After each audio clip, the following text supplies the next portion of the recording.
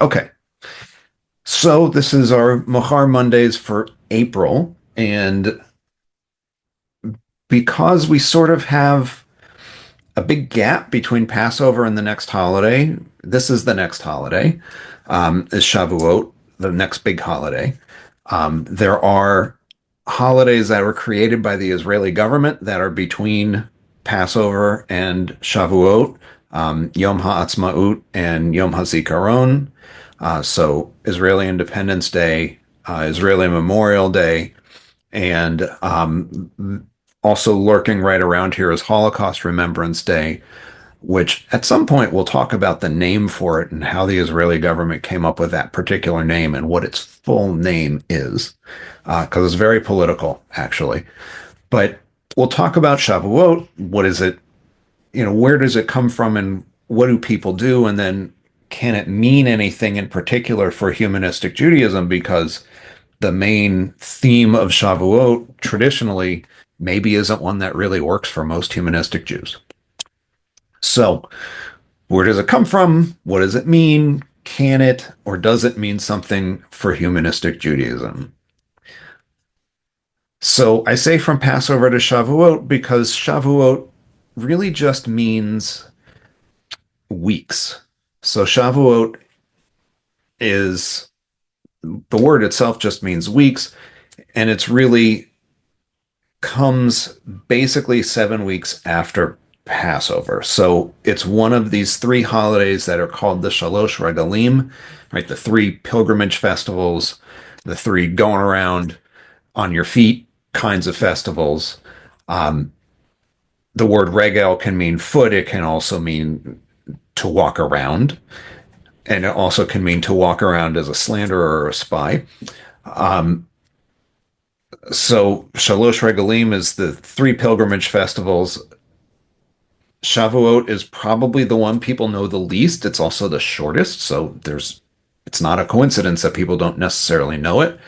And it tends to fall in early summer, very often as school is letting out.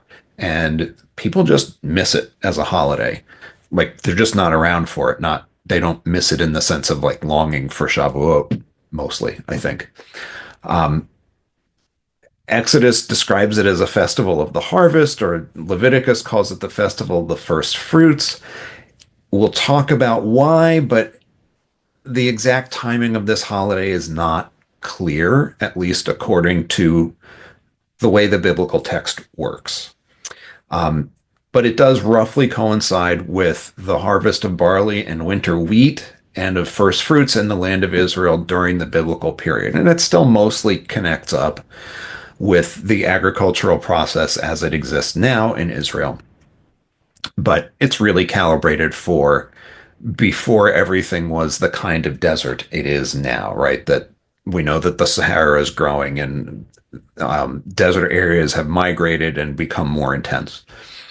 Um, so the agricultural cycle kind of works, but part of the reason the agricultural cycle works now is because there's massive irrigation of farms rather than there being a lot of water around. So what happens on Shavuot? Like, what do people do as observance? So it's one day in the land of Israel and two in the diaspora. One of those, we're not exactly sure which day this should fall on, so we're going to do it on both. Um, the counting of the Omer is completed, and that began on the second day of Passover. We'll come back to what counting the Omer is. In the late medieval period, um, Kabbalistic Jews connected to Lurianic Kabbalah, so the version of Kabbalistic Judaism that created, among other things, Kabbalat Shabbat. Um, Also created the Tikkun Leil Shavuot. So Tikkun just means repair. And so the question is, what's being repaired? So Leil Shavuot just means the night of Shavuot. So this is some kind of a repair on the night of Shavuot. In addition, Tikkun Leil Shavuot can refer to the practice of studying all night and refers to the collection of texts that you might use for that purpose. So knowing we don't tend to know a huge amount about Kabbalistic Judaism, but the idea of tikkun olam that we use today is really something that, at least this term, comes out of Kabbalistic texts. So the Kabbalists would say tikkun ha'olam, repairing of the world. We sort of knock that definite article out, but the tikkun leil Shavuot is kind of enjoying the same, is using the same word, tikkun, which in Kabbalistic Judaism means not were social justice activities necessarily, as much as the idea that the world, when it was created, was also sort of destroyed. And the job of people is to put that all back together. And it's like a metaphysical putting it back together, and keeping the commandments is part of what you do to put all of it back together. And studying on the night of Shavuot, which is what the Tikkun Leil Shavuot is as a time, studying on Shavuot overnight and into the morning is supposed to help fix that. And the why they would even think that that would make sense, we'll get to in like another slide. Another thing that people do is consume dairy foods, so cheese blintzes and things like that. There's no good explanation for why people do this. There's nothing there. You can read lots of explanations where people say, oh, when the Israelites were about to receive the Torah, they weren't allowed to eat any meat, but they could eat dairy. And so now we eat dairy on the evening of Shavuot in order to. There's nothing in the Torah that says, oh, the Israelites didn't eat anything but dairy. It's just kind of comes as a tradition, essentially. The book of Ruth is read in the afternoon on the second day of the holiday. And that's been happening for about 1,500 years at least. And the good question here is why? And there are a couple of different reasons, mostly having to do with some of the imagery in the book, and then some of the connection of the characters to other important figures in Jewish history. Does it maybe correspond with lambs, kids, calves being born in the spring, ergo more milk available? It might. Really, no one is really sure. There's just lots of bad explanations. And that's probably as good as any other, actually. There's a poem that's recited in Ashkenazi communities called Akdamut. Akdamut is actually written in Aramaic, and was written by a rabbi in the city of Worms, which is in the Rhineland in Germany. And basically, he lived through a persecution, and then was forced to defend being Jewish to the local king. And after he succeeded in defending himself, he wrote the Akdamut poem. This is the backstory. That maybe is true. We don't really know.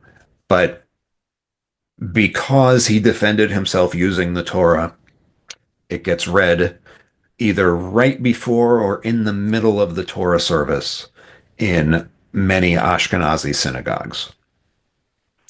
And then there's often a series of piyutim, these kind of medieval liturgical poems that are recited. And the reciting of those poems has been going on since like the 9th century. So it's a pretty entrenched custom.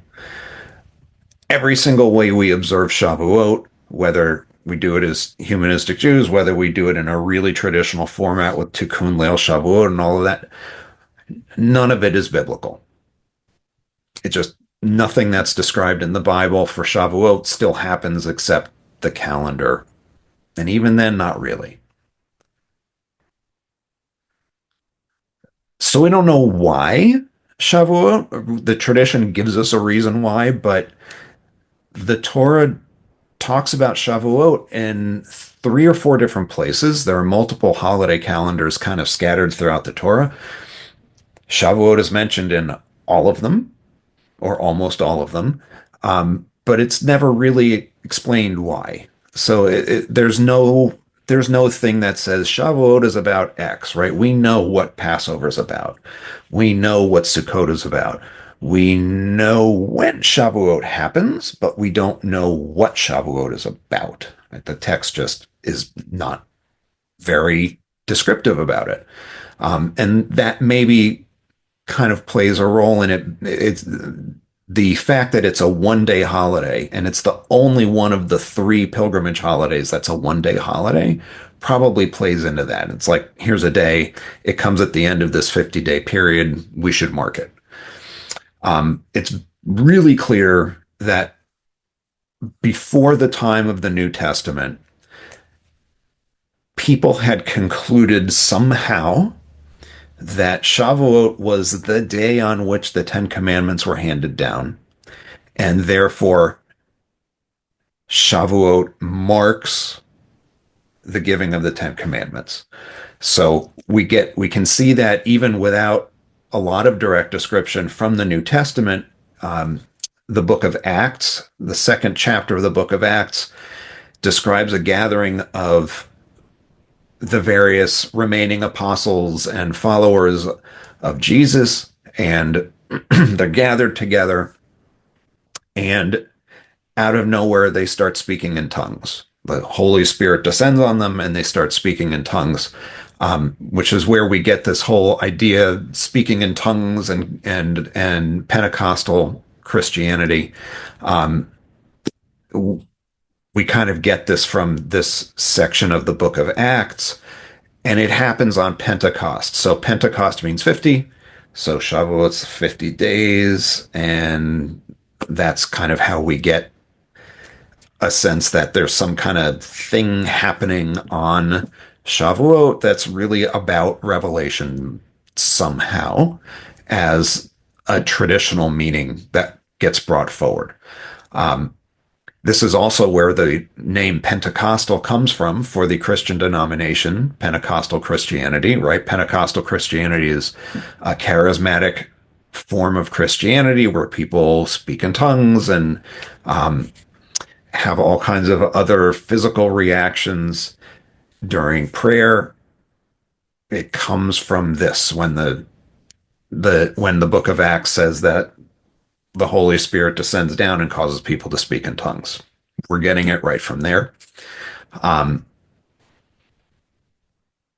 and so an early understanding of Shavuot happening when Sinai happened is just based on the timing. Um, so the Torah gives this timing for when the Ten Commandments are supposed to have been given. And basically there's a space of about 2 or 3 months between the Exodus and then the beginning of Shavuot. And so it sort of fits in approximately, right? That the giving of the Torah is said to happen 50 days roughly after the Exodus, and Shavuot is 50 days roughly after Passover, and the Exodus happened on Passover, is the thinking. So Shavuot becomes the holiday that marks the giving of the Torah based on just kind of reading the narratives and trying to do a little bit of math with the calendar. And that's really where that's coming from originally. And I talked about the Tikkun, Leil Shavuot, the repair on the evening of Shavuot. The Tikkun as an event is connected to the story and timing of the giving of the Torah, right? The idea of if the Torah was given on this day, we should study Torah all night. That has become a thing in Jewish culture outside of the Orthodox world, really only in the last 20 years. It was a thing that happened within the Orthodox world for centuries. But within the non-Orthodox Jewish world, this has really become popular only fairly recently. Because, as you can imagine, it's a hard pitch come to synagogue, stay all night, study with us. That's not a thing a lot of people want to do. Um, but it's come back into play recently and was particularly popular online during the worst of the pandemic because what were you going to do with your time in June of 2020 anyway? Might as well do this. Um, so that's kind of the why for it. I mentioned that we're not real clear on the timing. And the only way we really figure out the timing for Shavuot is one, you just open your Jewish calendar every year and it tells you when it is, but how did they get it? You have to read a few verses in Leviticus 23 together. And so the first one of those verses says that the priest shall raise the sheaf. That's Omer, right? I mentioned counting the Omer, and we'll talk about what that is, but Omer means sheaf, like a sheaf of grain. The high priest will raise the sheaf of grain before Yahweh for acceptance on your behalf the day after the Sabbath. And then we get these next couple of verses. You count from the day after the Sabbath, from the day when you bring the sheaf of the elevation offering. So the first time you bring one of these things, you count 7 weeks out, 7 complete weeks. And then the day after that, you have this holiday called Shavuot. What does Sabbath mean? 7.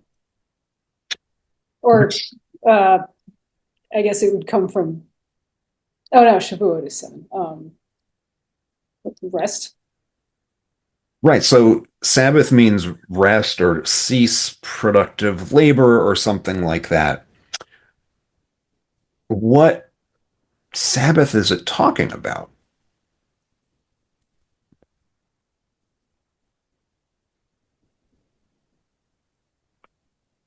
Right. This is not very precise at all. Right.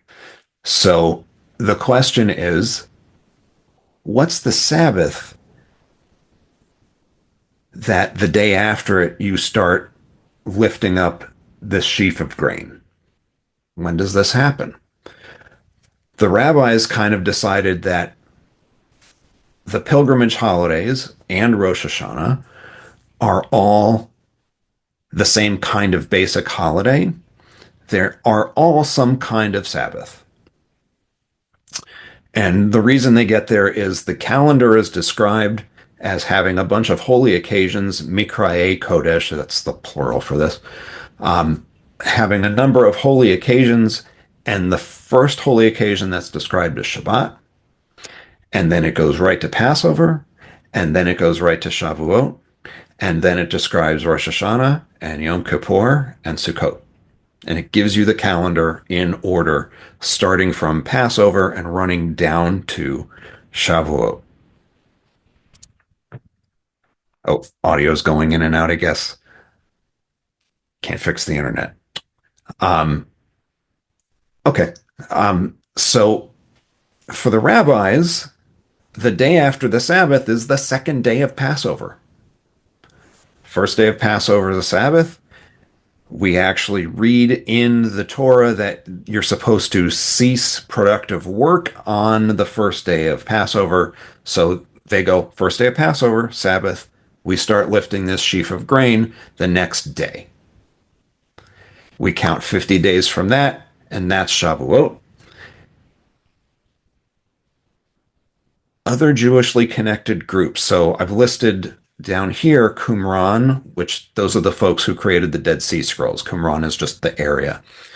The folks who preserved, we don't know if they wrote, but preserved the Dead Sea Scrolls.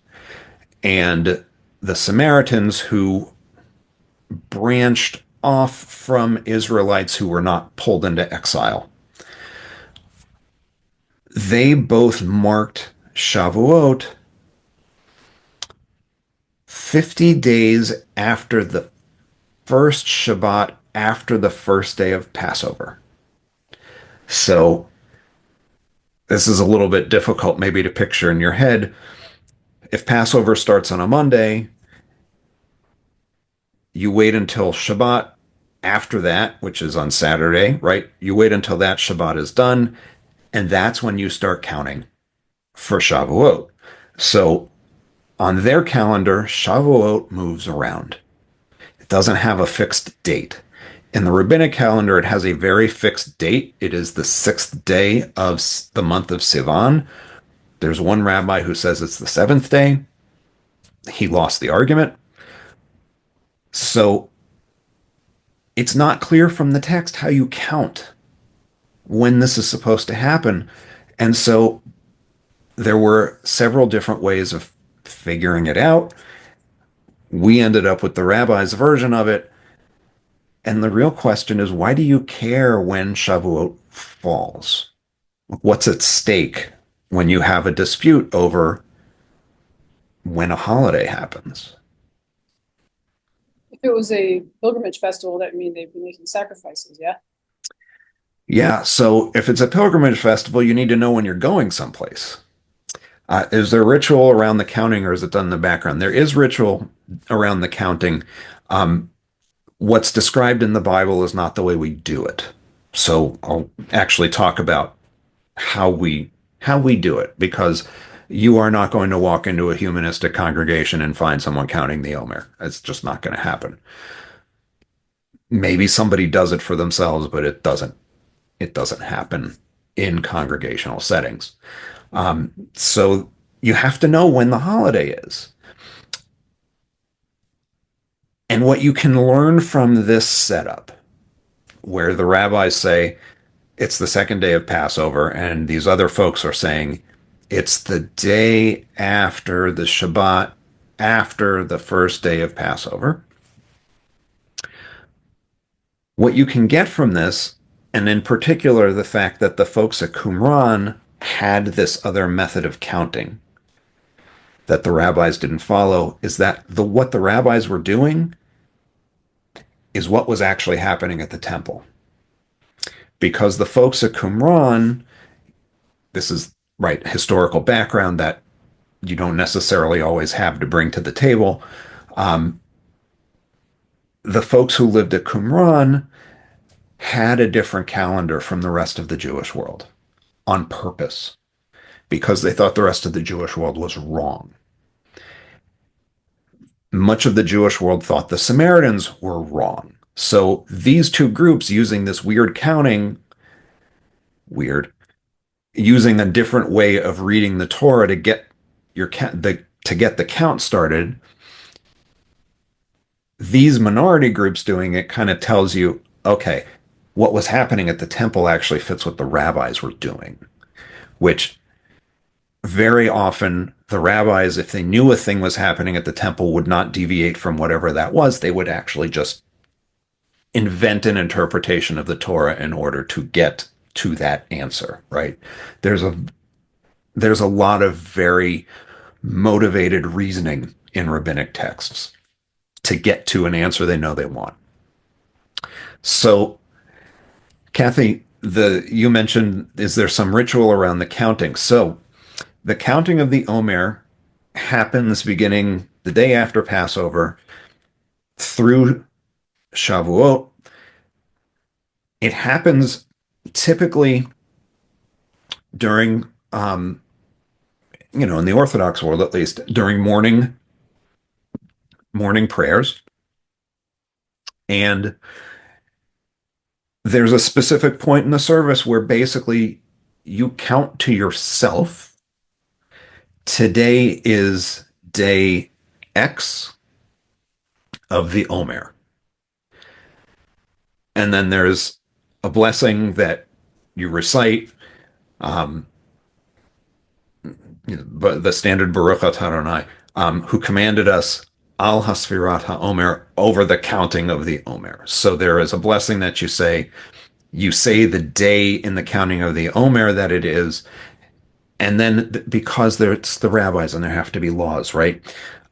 There are a lot of laws around the counting, with some very weird kinds of things that you wouldn't necessarily think would be an issue. Like You walk into synagogue and you don't know whether today is the 13th or the 14th day of the counting of the Omer. If you turn to the guy next to you and you say, "Hey, what day is it of the counting of the Omer?" He's not going to give you the actual number. He's instead going to say, "Yesterday was the 13th day," so that you do the math and say the 14th.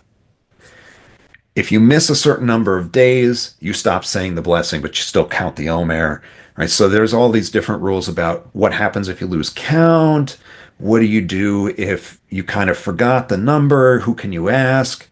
Um, a lot of churches have, or used to have, they don't, a lot of them don't have this anymore, used to have these wooden frames up on either side of the front of the church, on either side of the apse, that gave numbers.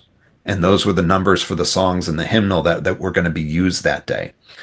There are some synagogues that have a similar thing, but it was for yesterday the Omer was. And then you take them down when it's not Shavuot. So we don't count actual sheaves of wheat. That is a thing that happened at the temple because we're working our way to the wheat harvest, and the Bible likes very physical acting out of things. So the Deborah asked, the Qumran folks and the Samaritan folks completely disregarded rabbinic Judaism. Um, Whether rabbinic Judaism existed for the folks at Qumran is an interesting question. The site itself shows a few different stages of occupation, and we don't know who put what scrolls in which jars. We just know that they got there around 70 CE.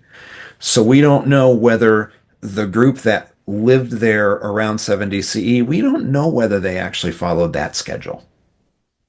We don't know what schedule they followed. We just have these scrolls that give us a different schedule. So somebody there at some point was preserving documents that said, we don't follow the schedule.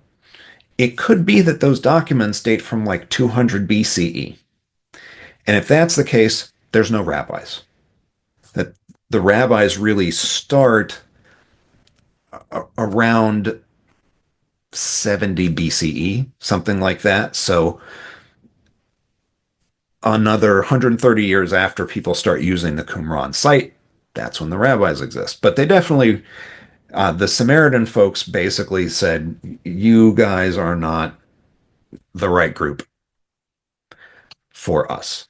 Um, so they had a different schedule because they could. They existed long before the rabbis, and they actually still exist. There is still, I think it's around 5,000 Samaritans left in the land of Israel. That's it. That's all there are. They just, small group, not able to keep the numbers up. So that's sort of the nuts and bolts of traditional Shavuot. There was one thing I wanted to show you. How do I do this? I think I can reshare. Is this. So this is a tikkun. This is the Chabad tikkun. So this is what the Lubavitchers use. It says Tikkun Leil Shavuot up at the top. You can see it's pretty long. It's 113 pages. There's a lot of introductory stuff.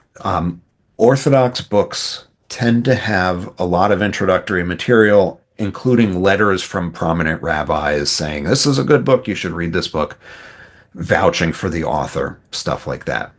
But when the tikkun part actually starts, it starts with the Torah, and there's an excerpt from basically every single reading section of the Torah. So then they're longer or shorter. So this is Breshit. So this is from the first week of Torah reading. And it's almost the whole thing. The second one is from Noach. That's the next one. The next one is from Lech Lecha. That's the next one. And the length of the text and the passages that are chosen exist based on their relative importance in mystical Jewish thought and their connection to the holiday. So at one point, we get the laws for Shavuot and the timing that's in this.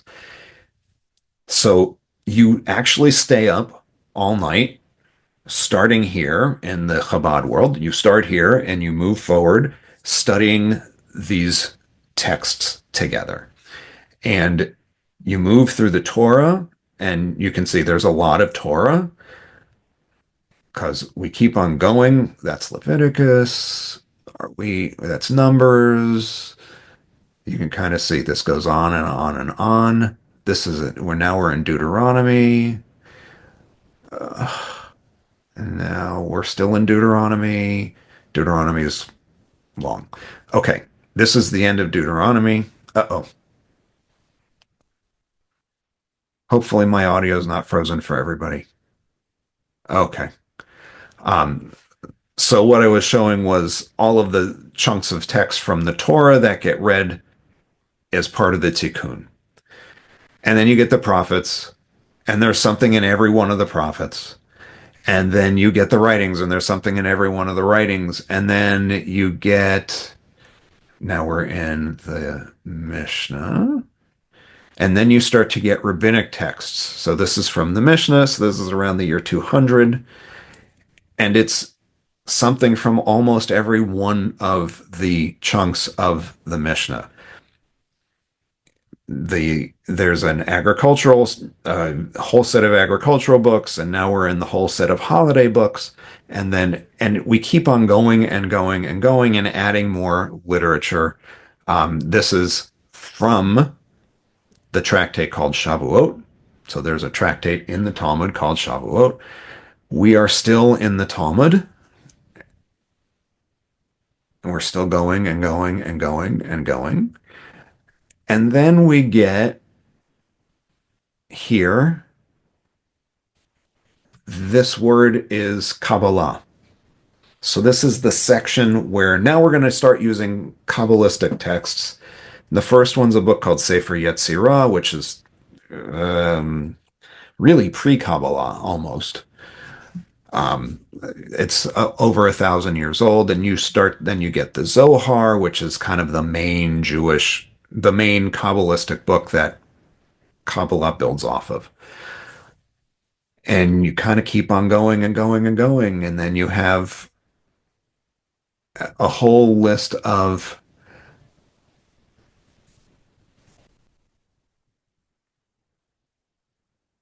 oh, Susan says I'm reading things on my screen but not sharing anything on screen. Do other folks see this book? I can see it. Susan, you might want to check your Zoom view. You might just be Okay. looking at the speaker. And then you have one of a number of different approaches to counting all of the 613 commandments that traditional Judaism says exist. And then you keep going and going and going and going and going and going. And this is the thing that gets studied all night. Um,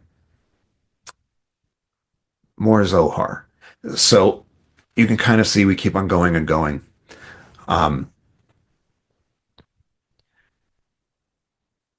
I have not done this with Chabad for sure. Um, I can't imagine staying awake at a Chabad synagogue just because I can't imagine, well, going to a Chabad synagogue. I did participate in some of the online ones. I don't have that kind of energy anymore. I don't know how people stay up until the middle of the night to do this stuff and then all the way into the morning. You kind of fall asleep when you fall asleep and you do your best. Um, so that's had enough all-nighters in college, Deborah says. I never did an all-nighter in college. I sort of feel like I missed an experience there. Um, Maybe I didn't. Sounds like you made up for it already. I may have. Now, why can I not see Here we go. Here we go. Okay. So now we're back to the PowerPoint. I just kind of wanted to show you, like, people really do this with a 100 odd page book. So we're not real clear on when it should happen, but the rabbis decided, and that basically works for modern Jews for the most part. Um, it's connected to winter wheat, first fruits, um, develops a connection to the Ten Commandments being given at Sinai. That story, because of what the Torah says, was the timing on the giving of the Ten Commandments. And then we get this Leil Tikkun Shavuot that develops and becomes sort of one of the key modern practices. And then we have all of this other stuff, reading of certain poems and public reading of the Book of Ruth. Um, so the connection between the Book of Ruth is there's a lot of agricultural imagery. Um, and then they Ruth is somehow supposedly connected to the line of King David so that it magnifies its importance. There's not really a good reason for why Ruth exactly at this point in time. There are other things that are convenient about Shavuot and modern practice that we'll talk about in a little bit. Um, and so Deborah asked, how do they pick which excerpts should be studied? To be really honest, I have no idea. Um, the initial Tikkun Leil Shavuot, this thing that happened in 1533, they had some idea of what they wanted to study based on, in many cases, mystical interpretations of these passages. I will be really honest. I've tried to read some of this stuff and I don't understand. Sometimes I don't understand what they're talking about, which is pretty typical for reading a Kabbalistic text. They just don't click for modern people. So I'm not sure how we get everything. Um, I am pretty confident that the Chabad text is really close to what traditional Kabbalistic Jews do because Chabad is a Kabbalistic version of Judaism. We just don't tend to think of it that way because we see them in black suits as opposed to sitting and meditating, which is sort of what we think mystics do. It turns out that most of the time, Jewish mystics look like Chabad.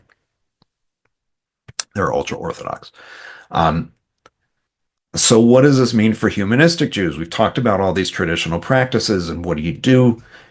What could Shavuot mean if we don't really keep to the idea that this is the date on which the Ten Commandments were given? Like, what do you do with this holiday? What's the point? We're not going to do the wheat harvest at the temple. We don't want to see a temple. I definitely don't want to see a temple rebuilt. And we don't tie the first fruits anymore. And it's not about the giving of the Torah. And what do you do with this? So there are a couple of different approaches. There is an issue of humanistic Judaism. Well, it's before it was a magazine. It was a journal at this point, called Shavuot, Discovering Our Literature. And it has a number of articles that suggest different things that you can do on Shavuot with kids and with, um, where's the table of contents on this?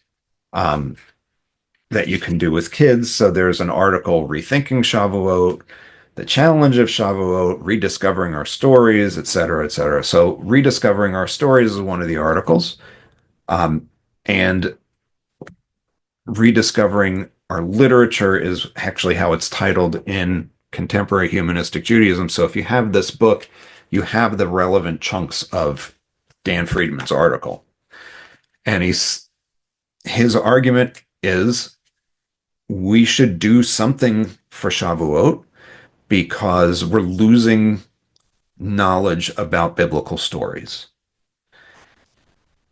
We educate these kids in our humanistic schools and they know lots and lots about their Jewish identity and they understand lots about other religious groups and they understand lots about other Jewish groups, but they don't know the Torah and they don't know the Bible, and that's a problem.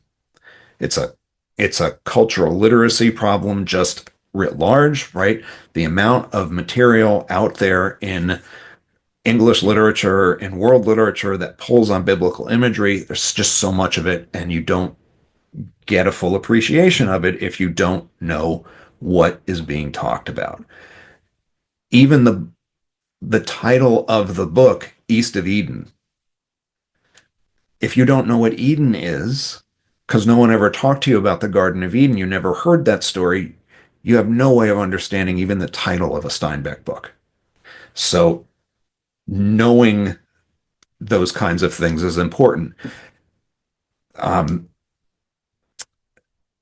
there's a book, Absalom. If you don't know who Absalom is, you have no idea what's going on, right?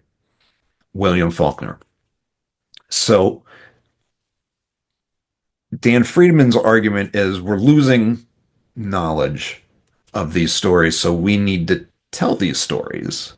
And Shavuot's a good time because Shavuot at least makes them relevant.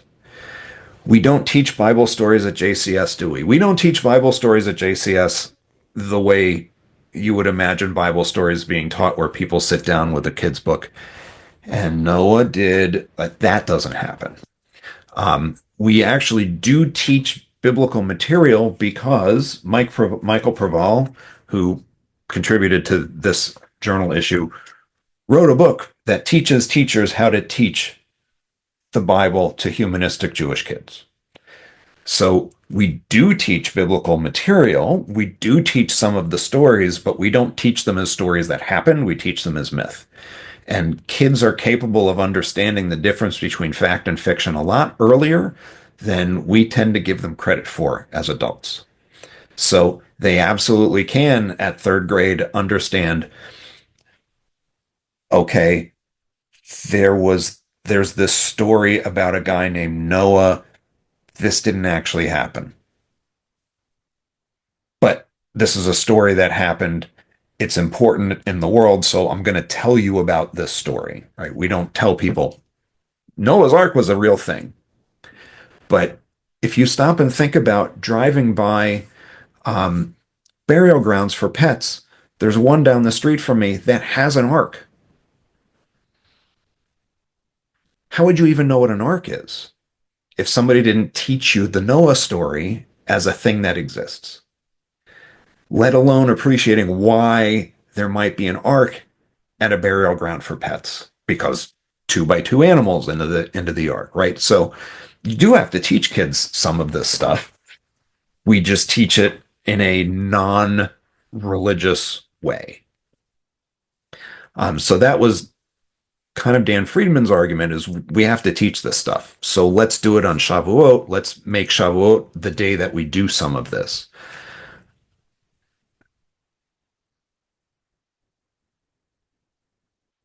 This is from the little bit of text that introduces that article, where Adam and Jody say Shavuot can be understood as celebrating literature and learning broadly considered, beginning but not ending with the Torah. So Jewish literature starts with the Torah, but it runs all the way until today, and we could pull from the Jewish library, is the idea.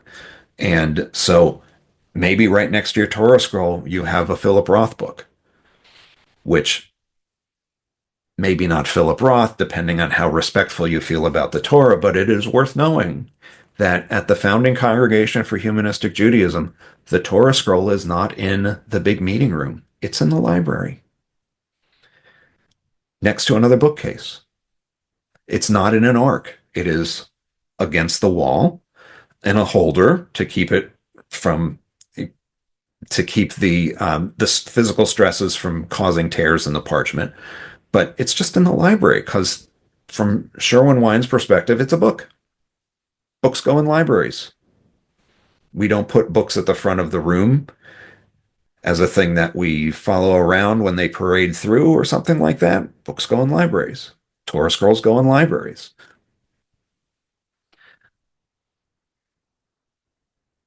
Everything comes from somewhere, and what Adam and Jody said is not any different from what's in this book. This is Judaism Beyond God, which prior to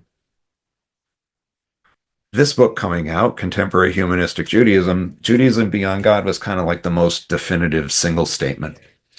Um, Written by Sherwin Wine, and it's from the 80s. The edition I have is from 1995. And he says, for humanistic Jews, the connection of Shavuot with Torah alone is an insufficient reason. There's a holiday that talks about the Torah, not good enough, which is a very Sherwin approach to take to things. But if we see the holiday as a tribute to 3,000-year-old literary creativity of the Jewish people, the holiday takes on an important humanistic dimension. Yes, dimension is misspelled in the book. I didn't make that up. I looked at it and said, that's an E. Okay. But he writes a little bit more. I don't think he knew or thought too hard about what he was doing, but he actually suggests a kind of humanistic tikkun. He says there are three things that we could do, which means there are three things that he thought of, not these are the limits. Pick 5 or 6 readings that summarize humanistic Judaism that you could repeat every year at Shavuot as a core statement of belief. You could select 5 or 6 readings that change from year to year. And so you have the community's Shavuot book. And I'm sitting there going, Sherwin, it's a Tikkun Leil, it's a Tikkun Leil Shavuot at this point. This is the Tikkun that you're building as you add more passages. The third format would be honor a Jewish thinker whose ideas and writings are at the foundation of secular or humanistic Judaism. And so maybe you read Amos Oz one year, and maybe you read Yehuda Bauer the next year, and maybe you read Sherwin the year after that, and maybe you read, um, maybe not Philip Roth, but you kind of get the idea that Sherwin had the idea of let's read the things that are reaffirming of our beliefs, just the same way that in an Orthodox synagogue, they're reading things that reaffirm their beliefs on this holiday. There are lots of other things you can do with this day as well. It's not just limited to what Sherwin suggests.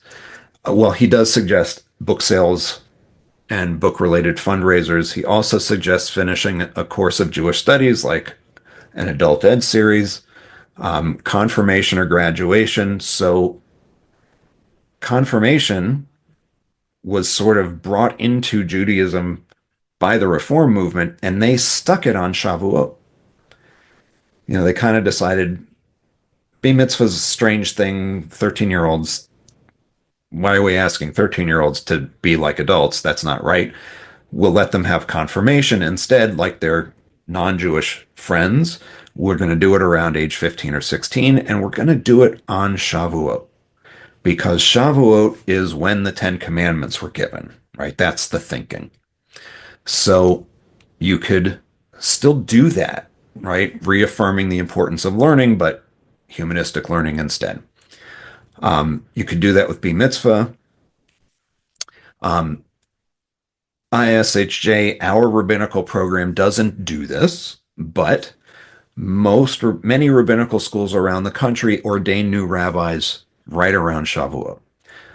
So Jewish Theological Seminary and Ziegler out in California and Hebrew Union College, and they all tend to do this right around Shavuot because, again, receiving the Torah and rabbis seems like a set of meanings that goes together pretty well. So we don't actually do this within humanistic Judaism, but it does happen at other rabbinical schools.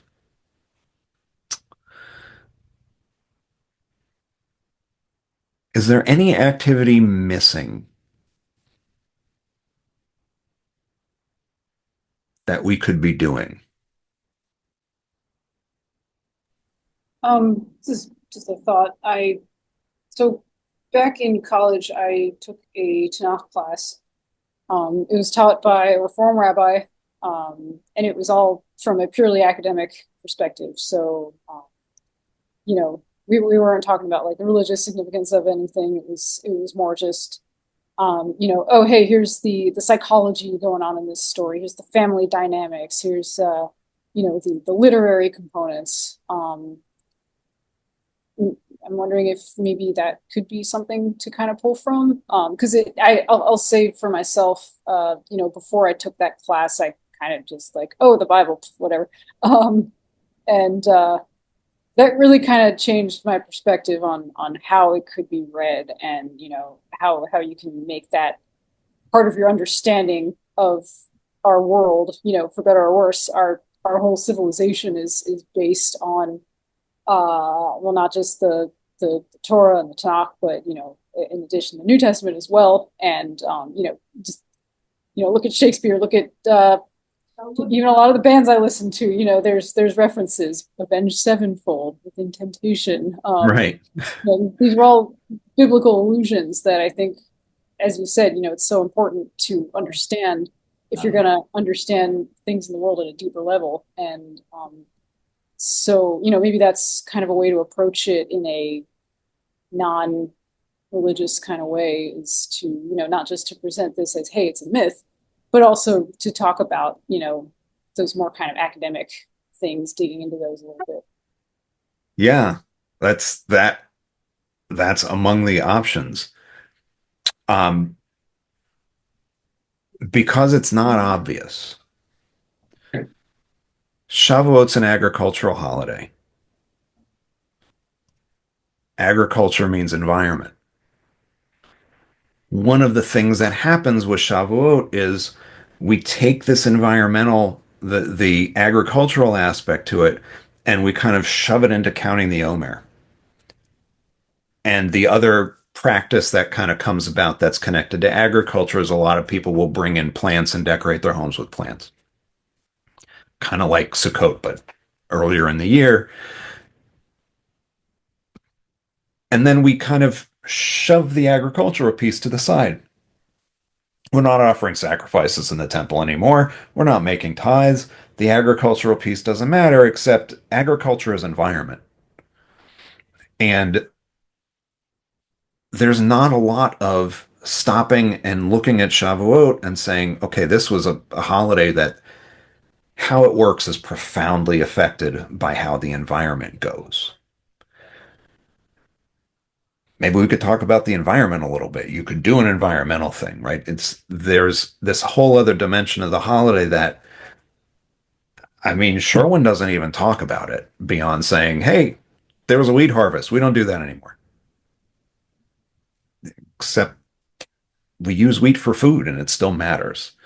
So there is this other piece that we just lose, that we don't have to lose, and that you could then use for tikkun olam, right? You could go do an environmental cleanup project or something on Shavuot, right? They are our options.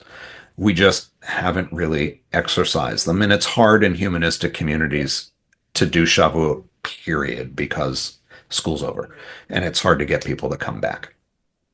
Okay, so I am going to. Taking it in a different direction for Tikkun Olam, I was thinking of it as a celebration of the giving of knowledge, and you could do something against banning books or something. Yeah, and that comes up a lot in individual congregations as opposing book bans or um, combining a controversial book with the Torah. So, Freud wrote about Moses. Maybe you read a little bit of Freud about Moses, who Freud had lots to say about Moses, um, alongside some part of the Torah, and you kind of make things modern, and you can pull in. Philip Roth gets banned all the time, right? So there are definitely ways of pulling that book banning idea in too. So it's just to kind of point out there are a bunch of options. We just don't stop to think of them so much.